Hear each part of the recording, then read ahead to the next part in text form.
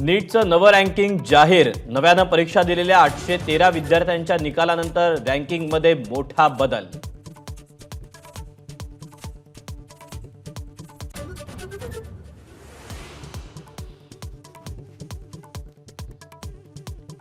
विधान परिषदेच्या 4 जागांची मतमोजणी सुरू। मुंबई शिक्षक मतदारसंघात पंचरंगी तर पदवीधरला थेट लढत।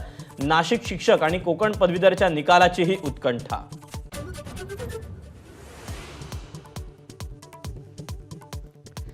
अजित पवारांच्या राष्ट्रवादीकडून विधान परिषदेला शिवाजीराव गर्जे आणि राजेश विटेकरांना उमेदवारीची शक्यता। गर्जे सरचिटणीस तर विटेकरांना दिला होता आधीच उमेदवारीचा शब्द।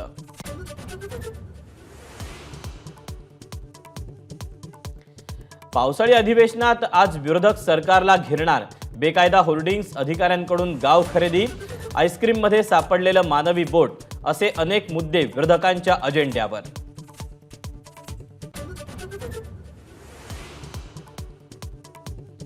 भाजप आमदार जयकुमार गोरेंवर कोरोना काळात भ्रष्टाचार केल्याचा आरोप। 200 मृतांना जिवंत दाखवून पैसे लाटल्याचा आरोप। गोरेंच्या विरोधात हायकोर्टात याचिका।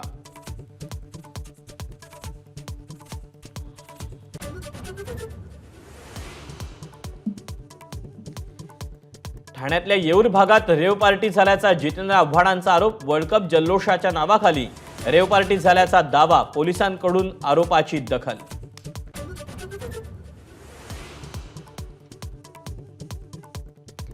बारामतीमध्ये रणजित निंबाळकरांवर गोळीबार करून फरार झालेल्या गौतम काकडेला अखेर अटक।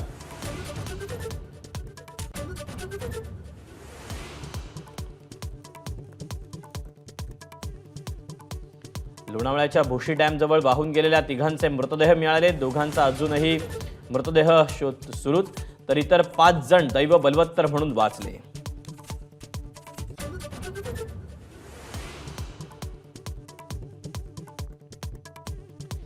आजपासून भारतीय न्याय संहिता लागू। आयपीसीच्या जागी आता भारतीय न्याय संहिता 2023 लागू। फसवणुकीसाठी आता 420 ऐवजी 318 कलम लागू।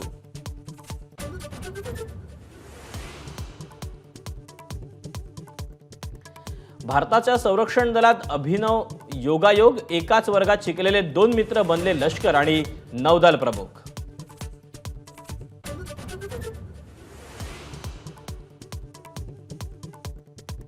मुंबईमध्ये जून महिन्यात 35% कमी पाऊस। महिन्याभरात मुंबई शहरात 507 मिलीमीटर पावसाची नोंद। आज ठाणे, मुंबई, पालघरमध्ये मुसळधार पावसाची शक्यता।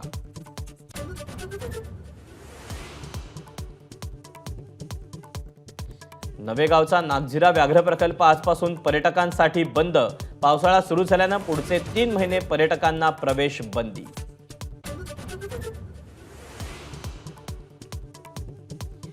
संत ज्ञानेश्वर आणि संत तुकाराम महाराजांच्या पालख्या पुणे मुक्कामी।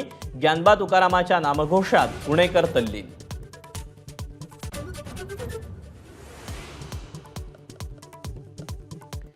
चिपळूणच्या रस्त्यावर आली महाकाय मगर। वाहन चालक आणि पादचाऱ्यांची उडाली भंबेरी।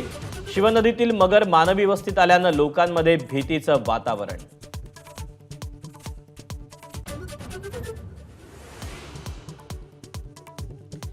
दोन 2025 साली होणाऱ्या आयसीसी चॅम्पियन्स ट्रॉफी स्पर्धेत विराट, रोहित आणि जाडेजा खेळणार।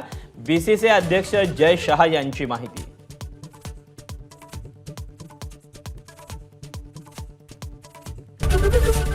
एबीपी माझा, उघडा डोळे बघा नीट।